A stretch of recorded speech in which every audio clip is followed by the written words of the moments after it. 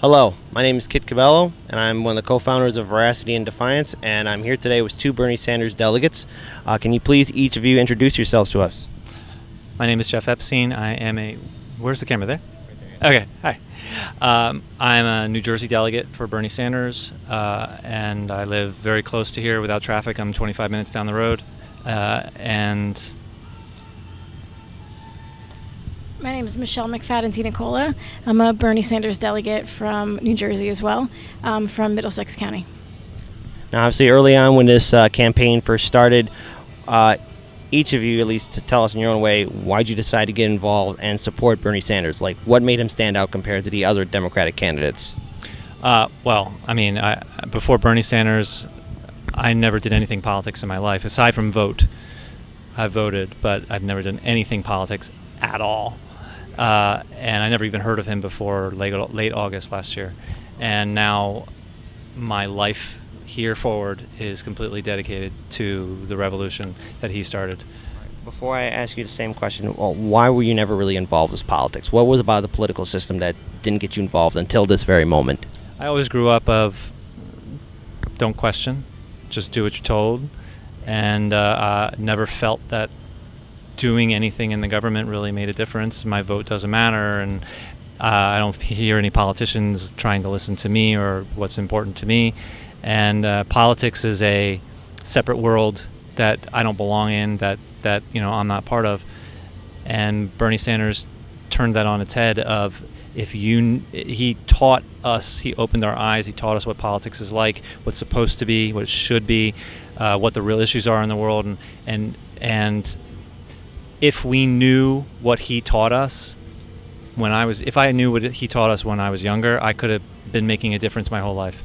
And it took all of this time to, all of a sudden, my eyes are open now. He's taught us what it means to be a politician. Just tell the truth, learn the truth, avoid anyone who tells you otherwise.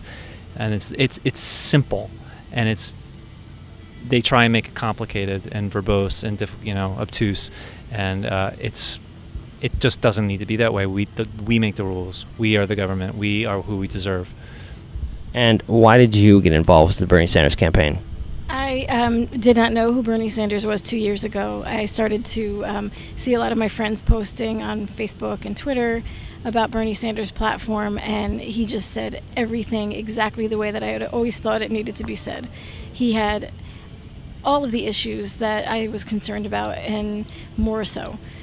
So he's been an educator. So the reason that I got involved in the campaign is because I really couldn't not get involved in the campaign. I was compelled. And the more I got involved, the more I found myself getting passionate about it. And so I ran for freeholder along with Bernie because in New Jersey you need to have a slate of candidates. You were on the slate with him? Yep, Okay. I was on the slate with him in Middlesex County. So we were actually told to please leave the race because it was complicating things for the Dems in Middlesex County. And the only reason that we ran for freeholder was to do the right thing for Bernie. We felt that it was an unfair rule. Many other states, that wasn't the case. You just put yourself on the ballot as a presidential candidate. And so he was a major party candidate, and they weren't giving him any respect. And so we decided to run with him. So she and I are two of only around 40 candidates in the entire country that have been personally endorsed by Bernie Sanders. I ran it as a surrogate in Burlington County. So, rock on, I had no idea. So obviously, during the early parts of this campaign, there was clearly some early signs of voter fraud, voter suppression, and voters being purged from voting records. How do you feel now that the recent information that was released 2 days ago that proves that the Democratic Party was working in cahoots with the Clinton campaign? How does that make you two feel? And in many ways, do you feel that Bernie Sanders supporters are finally justified in saying that, yes, we were dealing with a rigged system the whole time? It really just validated what we all knew. I mean, it was obvious the entire time. And we've only gone, the emails that were released by WikiLeaks are the most recent ones from the present down to like March, and I know that there was perhaps a more recent one a couple of days ago. I don't know what the range of that one was, but if that's enough for Deborah Wasserman Schultz to quit and her temporary replacement to quit, then how much more is going backwards in time towards the beginning of the campaign? It really just validated what's already been, we already knew. I mean, we already knew. Actually, Election Justice USA, I don't know if it was yesterday or today, they just released their full 100-page report on election fraud, which I have not had a chance to read, but I am very excited to read. And how do you feel about the recent information being released that the Democratic Party was working alongside the Clinton campaign? How does that make you feel as a Bernie Sanders supporter and as a Bernie Sanders delegate? Funny enough, I would like to say that I was surprised by it, but I was not surprised at all. We all saw evidence of it in every primary that we were following closely.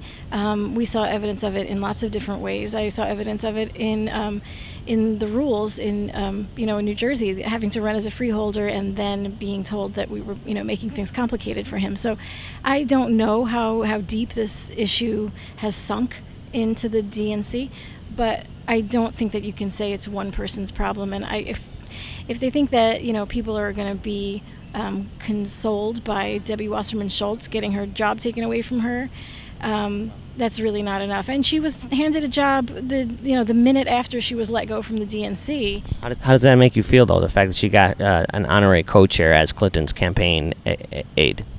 That was, I want to say, just a big, F you to the Sanders.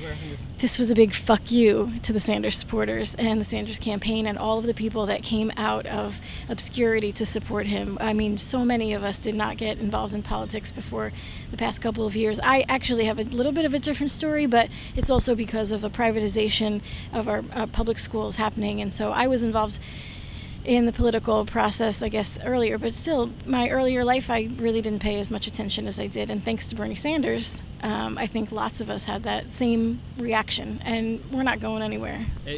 Actually, because of Bernie Sanders and what he taught us, and we can make a difference, and we could have always made a difference for our whole lives if we knew.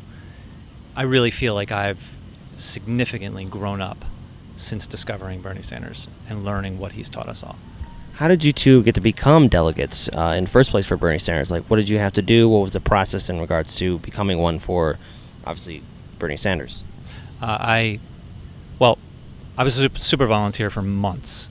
I don't know if that made a difference or not, but I applied online to the New Jersey Democratic Committee to be a delegate for him. And then a few months later, I got notified by the campaign that I was among the pool of people who would be chosen to be delegates. So I went to the mandatory meeting if I wanted. I felt like I was in the playoffs, and I had to go to this mandatory meeting in order to be able to.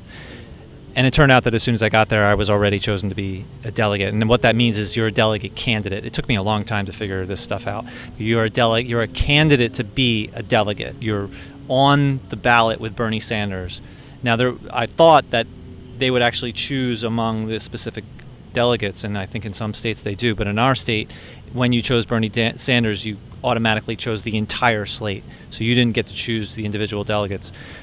But how I ultimately became a delegate was that because I was such a super volunteer and ran my own campaign, and I was on the line just like she was to help him get a good spot on the ballot, I was chosen among those people based on how many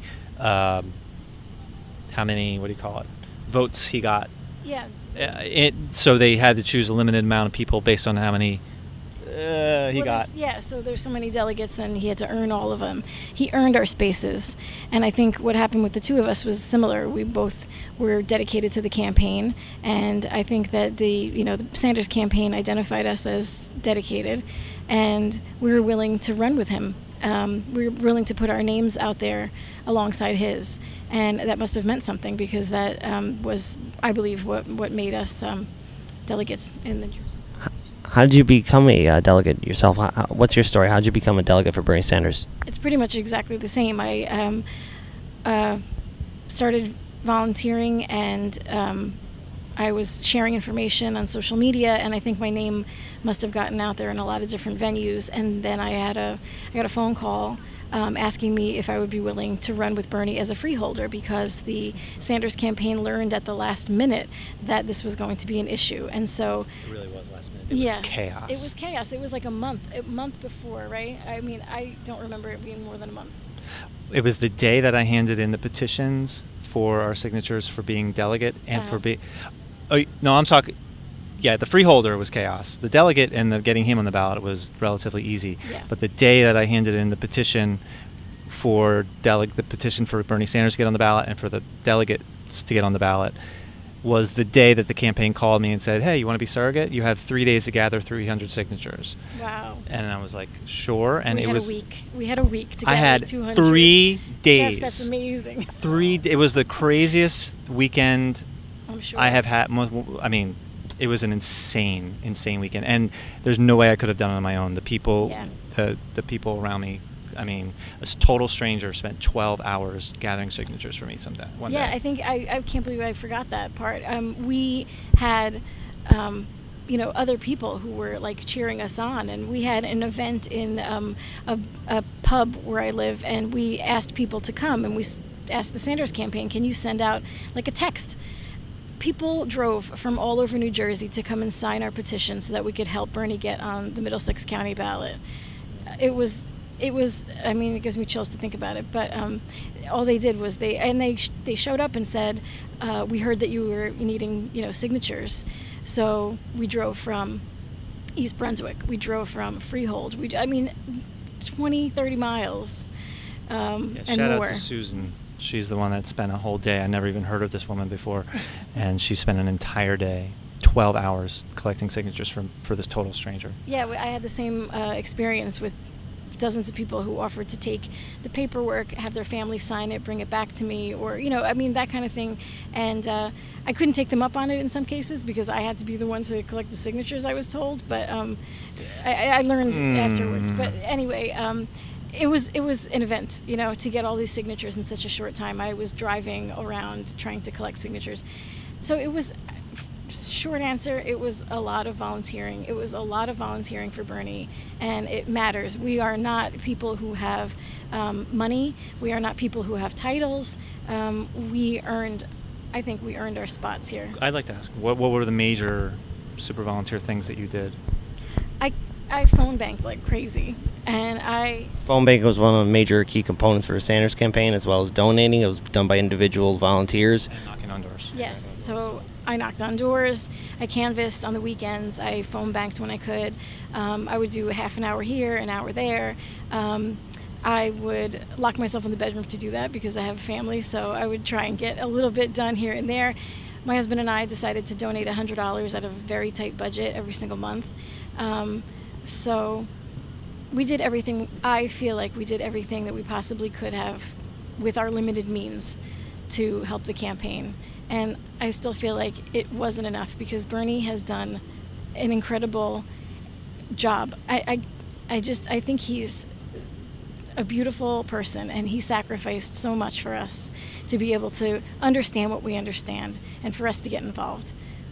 So, obviously, 2 weeks before the convention, and even in last night's speech, Bernie Sanders was somewhat endorsing Hillary Clinton and telling that, yes, I'm going to concede, it's over, and I'm asking people to help out Hillary Clinton, the Clinton campaign.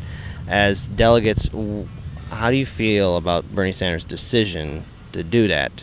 And where do you see the future of the political revolution going from here? Well, he didn't concede until today. Right. Didn't concede until 2 hours ago, whatever it was. And that's what caused the walkout, which I'm sure we'll get into. But he endorsed 2 weeks ago. Was it 2 weeks ago? Yes. He endorsed 2 weeks ago, which does not mean concede. He just acknowledged that she is likely to win the candidacy. She's likely to win the nomination. He did not say, my delegates are released to you. He did not say, please vote for Hillary. We got to get her. He said, we must elect Hillary, and that's a fine line between you must vote for Hillary. But I think it's a very important one because he knows that a lot of his supporters don't want to vote for Hillary, don't like Hillary, are really repulsed by her. And for him to say, please vote for Hillary, or you have my, that would be a betrayal. But he did not do anything that he didn't say that he was going to do. He did it a little earlier than was expected. He said he was going all the way to the convention, and he technically did, but that endorsement really made it feel like he didn't. But given that he did nothing, He didn't do anything that he didn't promise to do. He did concede tonight. I unfortunately missed that moment. I don't know, unfortunately, but I missed that moment. And then when it happened, do you want me to go into this now? 500 people. My estimate is 500 people, 500 delegates walked out. And I was swept up in that. I did not choose to walk out myself. I would not choose to do that. I don't agree with it. But I completely respect what they're doing. They have real reasons for doing it. I mean, that's an understatement. And so. Well, then let me ask this: those 500 delegates who walked out, were Bernie Sanders delegates and Bernie Sanders volunteers specifically targeted by the DNC? Were they harassed more? Were they blocked more from entering the convention center? Because there are many reports on Facebook activist groups and on Twitter or on Instagram saying, like, we're being denied, we're being pushed around. What happened on the ground was the Bernie Sanders delegates and Bernie Sanders volunteers. So what I understand, according to Jordan Chariton's report and some rumors that I've heard, they're not rumors, Jordan Chariton has reported from TYT Politics, is all Bernie Sanders volunteers, official volunteers, who had access to the floor or wherever it was, who had access to the Wells Fargo Center, had their credentials completely revoked. I don't know the reasoning. I don't know the purpose. I don't know what advantage that gave them, or how that hurt us. I don't quite get that. But all of our volunteers, 600, 800 volunteers, their credentials were revoked, and they didn't find out, as far as I understand, until they approached the security check and they said, sorry, you can't come in. Who can make that authority? Who can make that kind of decision? I can only guess that the Democratic Party. I can't know. I forget your other question, though. I was basically asking how you guys feel about Bernie Sanders making that concession, but you went to the story about why the delegates were walking out, and that was one of my next questions to ask you. But I wanted to ask you, how did you feel about Bernie Sanders and his obviously 2-week early endorsement of Hillary Clinton and then his concession speech tonight? I read a meme a long time ago that rang really true for me, and it was that if you can think of any kind of decision that we had done, we had made as a country where we had gone wrong, you can find a video of Bernie speaking up against it. I think he's got 5 years in advance. So I believe that throughout his lifetime he's had impeccable judgment, and I believe that he did what he believed to be the right thing to do. And I think that he's doing this, and he's doing all of this for the good of the country. I don't think that the man has an ego at all. And so I believe him when he says that he thinks that, we need to unite and we need to stop Donald Trump. And I think that he believes that it's a major party that has to stop Donald Trump. It has to be the Dems to stop Donald Trump. So I think that's what he was sending out there. I don't know if he would agree, but I think he would be very proud of what happened tonight, of people walking out and having a voice, because, come on, there was election fraud. Were you one of the delegates that walked out? I was. Yeah, and I've been saying all day, it felt like it was just a spontaneous decision. Earlier in the day, we had actually talked about it, and I said that I wouldn't do it. I don't think that it's, got a purpose. And I was going to stay. But it really didn't feel like we had any reason to stay. And so afterwards, there was no anger from me. It was just, I gathered my stuff and I started to walk out. You're not wanted. No. I don't want to be where I'm not wanted. But, exactly. But again, I was not one of the ones that chose to walk out. I was sort of swept up in it, but it was like not.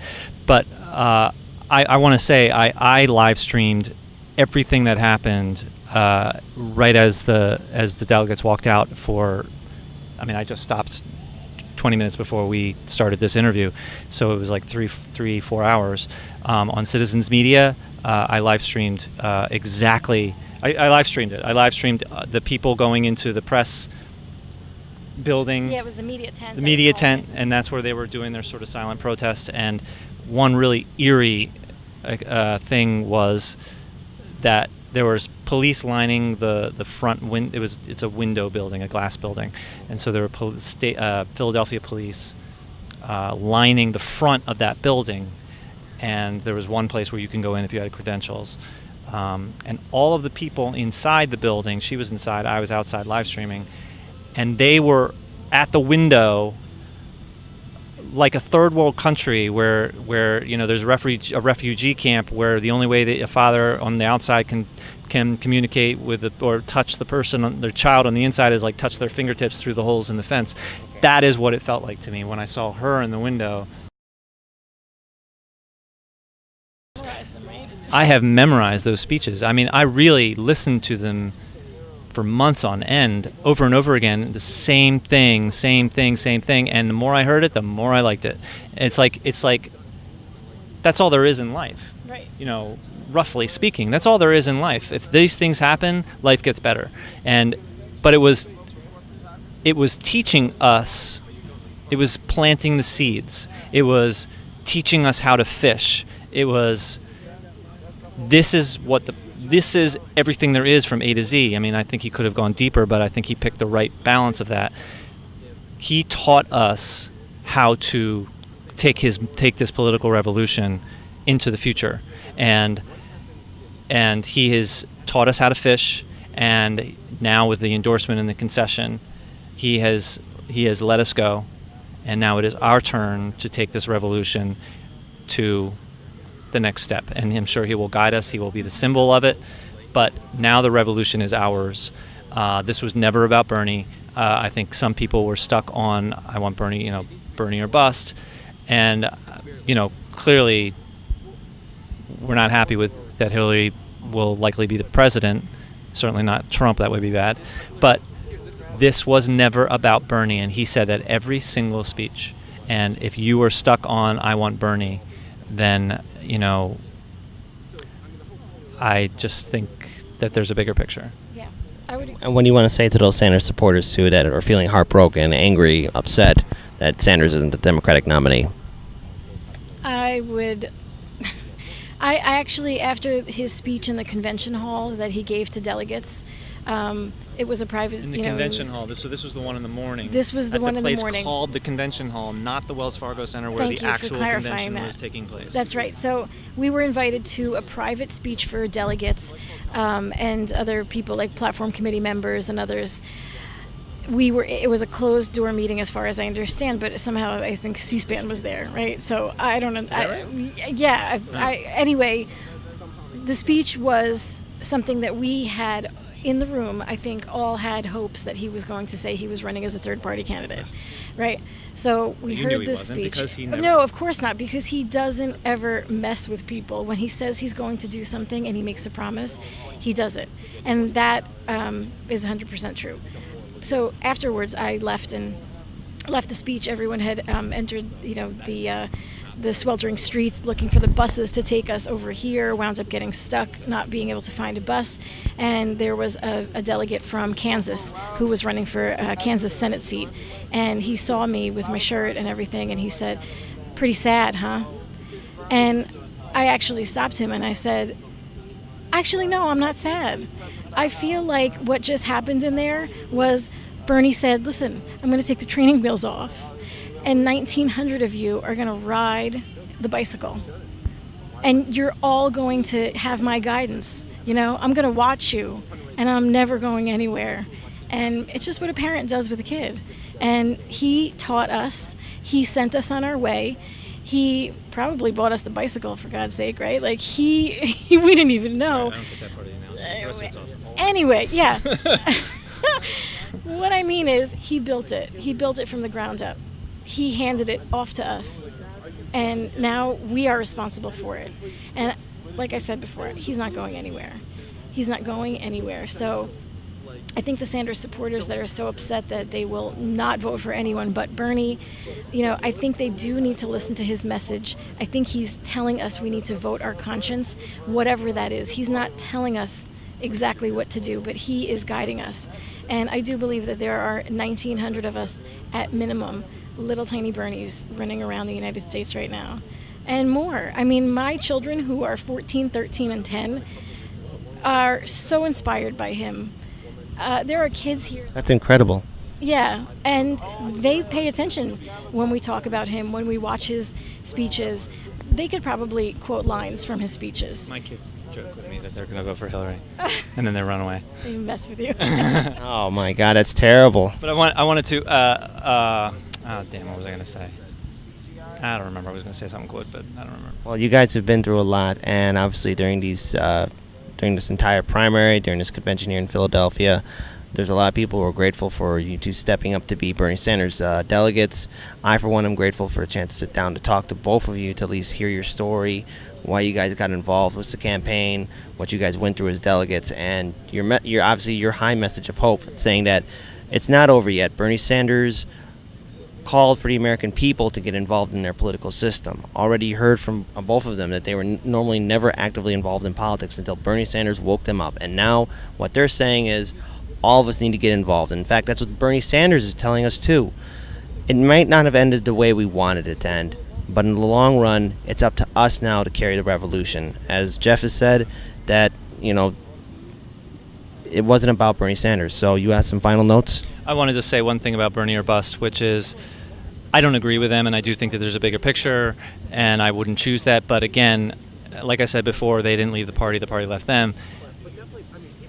Even though I don't agree with them, even though I do think that there is a bigger picture, that it's not about Bernie, but it doesn't matter what I think, because what they think, just like we left tonight, and maybe that was rude, but it doesn't matter that it was rude. It's like, what's the history behind that reaction? What's the history behind that decision? Like, when Black Lives Matter protests, maybe they're rude, but what's the history behind that rudeness?